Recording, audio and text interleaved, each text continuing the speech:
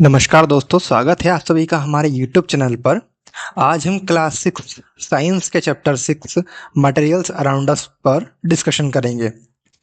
तो होता ये है कि ये दो बच्चे हैं, उनके क्या समर की वैकेशंस ख़त्म हो जाती हैं और वो जब स्कूल जाते हैं तो वो एक दूसरे से पूछते हैं कि तुमने आज क्या नया लेके आए। एक ने कहा मैं पुस्तक लेके आया, एक ने कहा मतलब पुस्तक के साथ पेन भी लाई हूँ। तभी उनकी क्लास टीचर वहाँ पर आती है और वो कहती हैं कि आज हम इसी टॉपिक पर डिस्कस करेंगे कि मटेरियल्स क्या होते हैं, वस्तुएं क्या होती है और किससे वो बनती है। तो कोई भी सब्सटेंस जिसका यूज़ किया जाता है किसी ऑब्जेक्ट को क्रिएट करने के लिए, उसे हम मटेरियल कहते हैं। ऑल थिंग्स जो कि कुछ ना किसी कुछ मटेरियल से बनी होती है, जैसे कि paper, would, cloth, glass, metals, plastic, clay, so on. तो जो सबसे पहले जो पुराने बर्तन, जो अर्लीस्ट पॉटरी जो कि इंडियन सब कॉन्टिनेंट में फाइंड की गई है, वो 7 से 8 हज़ार साल पुरानी है, जो कि गंगा के घाटियों में और गंगा के मैदानों में और बलूचिस्तान के एरिया में पाई जाती है, जो कि इस तरह से है।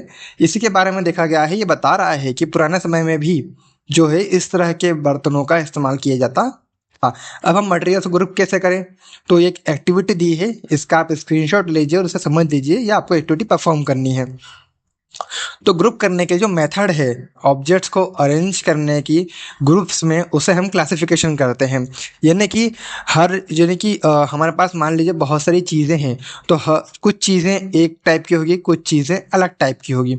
उनको अलग अलग ग्रुप में डिवाइड करने को हम क्लासिफिकेशन कहते हैं। जो ऑब्जेक्ट्स हैं उनको क्लासिफाइड किया जा सकता है ऑन द बेसिस ऑफ एक कॉमन प्रॉपर्टी के, जो कि उनमें होती है। अब ये देखिए, एक नई एक्टिविटी आपको दी है, बहुत ही शानदार एक्टिविटी है, आप इसे कर लीजिएगा। आगे बढ़ते हैं। जो मटेरियल्स जो कि रिक्वायर होते हैं टम्बलर बनाने के लिए, क्या वो वाटर को होल्ड करने कैपेबल होना चाहिए। टम्बलर या फिर आपके घर में जो टब होगा पानी का, उसमें जिस मटेरियल का इस्तेमाल होता है, क्या आपको लगता है कि वो वाटर को होल्ड करने के काबिल होगा। इसी टाइप से उन्होंने क्वेश्चंस पूछते गए हैं और उसे एक्सप्लेन किया है। हम यूज़ कर सकते हैं डिफरेंट मटेरियल्स का डिफरेंट पार्ट्स बनाने के लिए किसी ऑब्जेक्ट के। फॉर एग्जांपल, एक पेन जो है वो बहुत सारे डिफरेंट मटेरियल जैसे कि प्लास्टिक, मेटल और इंक से बना होता है। अब यहाँ पर देखिए बॉल्स दी गई है, यहाँ पे आपको एक एक्सप्लोर की एक एक्टिविटी दी है। अब कौन सी बॉल कितनी ज़्यादा जो है बाउंस करती है, टकरा कर वापस आती है, क्योंकि उसमें डिफरेंट टाइप के जो है मटेरियल्स का यूज़ होता है। यहाँ पर एक टेनिस बॉल है, एक क्रिकेट बॉल है और एक हैंड एक्सरसाइज बॉल है। ये देखिए।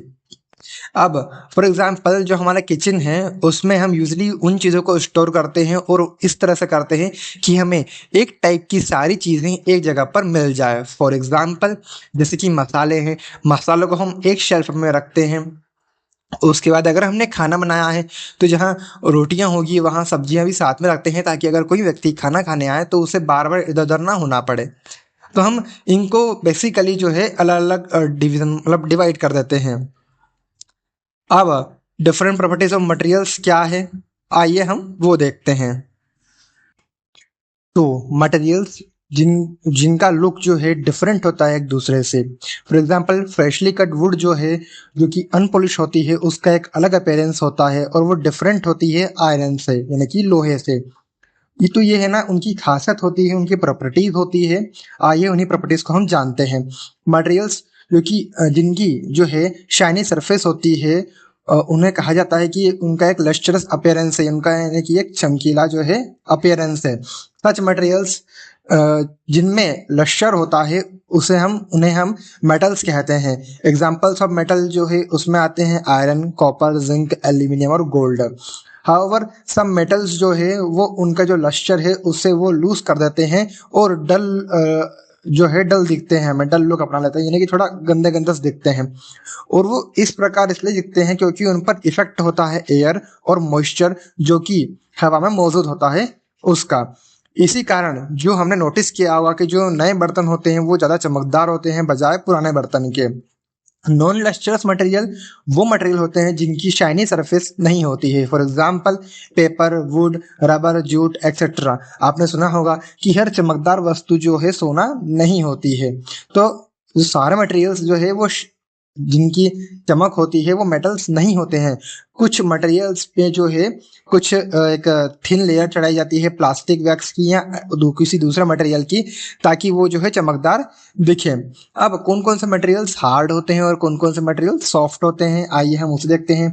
तो मटेरियल्स जिसे हम कंप्रेस कर सकते हैं और स्क्रैच कर सकते हैं आसानी से, वो सॉफ्ट होते हैं। वाइल अदर मटेरियल्स जिन्हें हम डिफिकल्ट, मतलब जिन्हें कंप्रेस करने में हमें डिफिकल्टी होती है और जो हार्ड टू स्क्रैच होते हैं, मतलब स्क्रैच करने में थोड़ा हार्ड होते हैं, वो हार्ड मटेरियल्स होते हैं। हाउएवर ये जो प्रॉपर्टीज हैं वो रिलेटिव है नेचर में। फॉर एग्जांपल रबर जो है वो हार्डर है स्पंज से, यानी कि स्पंज जो होता है उससे हार्ड है रबर, बट वो आयरन से सॉफ्ट है क्योंकि आयरन उससे ज्यादा जो है हार्ड है। अब देखिए हमें क्लासिफिकेशन करना है यहाँ पर, ऑब्जेक्ट जो है हार्ड है या सॉफ्ट है और मटेरियल्स क्या है उसमें। अब चलिए हम एक्सप्लोर करते हैं मटेरियल्स को किसके थ्रू, कि हम उसे देख सकते हैं या नहीं। अब मटेरियल्स जिसके आर पार हम देख सकते हैं उसे हम ट्रांसपेरेंट मटेरियल्स कहते हैं। For example glass, water, air, cellphone paper etcetera, ये सब एग्जांपल है ट्रांसपेरेंट मटेरियल्स के। अब वो मटेरियल्स जिनके जिसमें हम आर पार नहीं देख सकते हैं आसानी से, या फिर आर पार हमें कुछ दिखता ही नहीं है, या फिर हम उसको देखने की कोशिश करते हैं लेकिन हमें सिर्फ वही चीज दिखती है, उसके पीछे जो चीज है वो नहीं दिखती, हम आर पार नहीं देख सकते उसके। ऐसे मटेरियल्स को हम ओपेक्यू मटेरियल्स कहते हैं। वुड, कार्डबोर्ड और मेटल्स जो है ओपेक्यू मटेरियल्स के एग्जाम्पल है। अब मटेरियल्स जो जिसके आर पार हम देख तो सकते हैं लेकिन कुछ क्लियर नहीं दिखता है, यानी कि थोड़ा धुंधला धुंधला दिख रहा है अगर हमें, तो उसे उसे मतलब कि उस टाइप के मटेरियल को हम ट्रांसलूकेंट मटेरियल कहते हैं। फॉर एग्जांपल बटर पेपर और फ्रॉस्टेड ग्लास। अब इसके लिए हम एग्जांपल दे सकते हैं, ये जो ग्लास है सी बना हुआ है ये ट्रांसलूकेंट है क्योंकि ये धुंधला धुंधला दिख रहा है। अब ये जो बच्चा है जो जिस ग्लास के सामने खड़ा है वो मतलब पीछे खड़ा है वो, ये जो है क्लियर ग्लास है तो इसे हम कहेंगे ट्रांसपेरेंट। और ये जो बच्ची है ये इस पेड़ के यहाँ पर खड़ी है तो इसे पेड़ के आर पार नहीं दिखेगा, तो इसे हम कहेंगे ओपेक्यू। आइए हम क्लासिफाई करते हैं, तो ये एक एक्टिविटी है, आपको क्लासिफाई करना है तीनों में से कौन कौन सा है। अब क्या क्या सोल्यूबल होता है कि नहीं वाटर में और क्या नहीं, हमें वो देखना है। तो चलिए आगे बढ़ते हैं। दोस्तों आप लोगों ने देखा होगा कि जब आप बाहर से खेल कर आते हैं तो आपको प्यास लगी होती है, आपको थोड़ा ना एनर्जी ड्रिंक चाहिए, तो आप क्या करते हैं, या तो आप नींबू पानी बनाकर पियेंगे या शिकंजी बनाएंगे। तो आपने देखा होगा कि कुछ चीज़ें ऐसी होती है जो वाटर में पूरी तरह से ना घुल जाती है, हमें पता भी नहीं चलता कि हमने वो चीज़ उसमें डाली है कि नहीं। फॉर एग्जाम्पल शुगर, सॉल्ट अगर हम पानी में डालेंगे तो ये पूरी तरीके से घुल जाएगी। इसी आधार पर हम देखते हैं कि वाटर में कौन कौन सी चीज़ें सॉल्युबल होती है या नहीं। हम कह सकते हैं कि जो मटेरियल्स जो कि वाटर में डिसॉल्व पूरी तरीके से हो जाते हैं उन्हें हम सॉल्युबल कहते हैं, कि वो है ना सॉल्युबल है वाटर में। वह सब मटेरियल्स जो कि वाटर के साथ मिक्स नहीं होते हैं और इवन वो डिसअपेयर भी नहीं होते हैं आफ्टर वी स्टेयर, यानी कि हम उसे घुमाते हैं कुछ चीज़ डालने के बाद लंबे समय तक, ऐसे मटेरियल्स को इनसॉल्युबल कहा जाता है कि वो वाटर में इनसॉल्युबल है। वाटर जो है एक इम्पोर्टेंट रोल प्ले करता है हमारी बॉडी की फंक्शनिंग में, क्योंकि ये लार्ज नंबर ऑफ मटेरियल्स को डिसॉल्व कर सकता है। ये देखिए दो टाइप के हैं, इसमें सॉल्युबल मटेरियल्स डिसॉल्व किया गया है, इसमें इनसॉल्युबल मटेरियल्स को डिसॉल्व किया गया है। हम अपना खुद का ओआरएस बना सकते हैं। ओआरएस जो है डिहाइड्रेशन को ट्रीट करने के काम में आता है, या बाहर प्राइवेट मतलब पहले से ही आपको पैक मिल सकता है। अगर नहीं भी अवेलेबल है तो आप घर बना सकते हैं। आपको 6 टीस्पून ऑफ शुगर लेना है, half tea spoon of common salt और 1 लीटर ऑफ बॉइल्ड और कूल्ड वाटर में उसको मिला लेना है। अब आपने देखा होगा कि जो ऑक्सीजन है वो वाटर में मिक्स रहती है। जी हाँ, जो ऑक्सीजन जो है ना वो वाटर में मिक्स रहती है, इसी कारण जो है ये जो भी जीव जंतु उसमें रहते हैं पानी में वो सांस ले पाते हैं। फॉर एग्जाम्पल ये फिश हो गई। चलिए आगे बढ़ते हैं। अब हैवी और लाइट का कंसेप्ट समझिए। इसके लिए हमने एक एक्टिविटी की है, हमने एक फ्लास्क में जो है पानी भरकर उसे वेटिंग मशीन पर रखा है, तो उसका देखिए वेट आ गया है। तो इस एक्टिविटी से हम ये कह सकते हैं कि एनी ऑब्जेक्ट जो कि हैवियर होता है और लाइटर होता है उसे हम मेजर कर सकते हैं in terms of a property जिसे हम मास कहते हैं। यानी कि वो ऑब्जेक्ट यानी कि वो ऑब्जेक्ट जो कि हेवियर होगा उसका मास ज़्यादा होगा, और वो ऑब्जेक्ट जो कि लाइटर होगा, हल्का होगा, उसका मास कम होगा। अब स्पेस एंड वॉल्यूम की बात करते हैं। हमारे पास एक एक्टिविटी है, देखिए ये दो ग्लास हैं, वाटर दो ग्लास हैं, इसमें एक में हाफ फिल्ड है, दूसरे में फुली फिल्ड है। ये वाटर है। तो जो वाटर जो है फर्स्ट टम्बलर में या फिर फर्स्ट ग्लास में जो कि है कम स्पेस ऑक्यूपाई करता है, यानी कि वो हाफ फिल्ड है।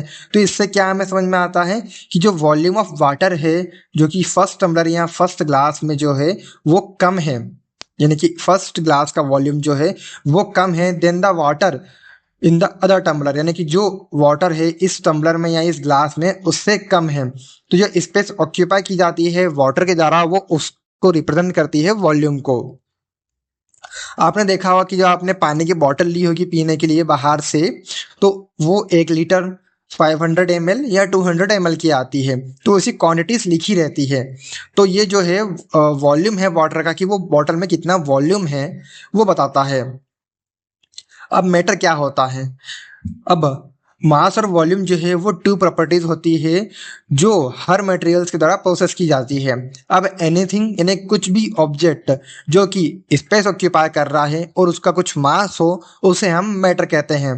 जो मास है वो मैटर की क्वांटिटी को बताता है, और यूनिट्स उसकी जो यूनिट है मेजर करने के लिए वो है ग्राम और किलोग्राम।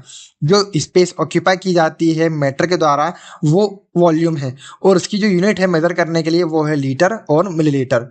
चलिए आज की इसमें इतना ही, मिलते हैं नेक्स्ट वीडियो में, तब तक के लिए thank you and good bye.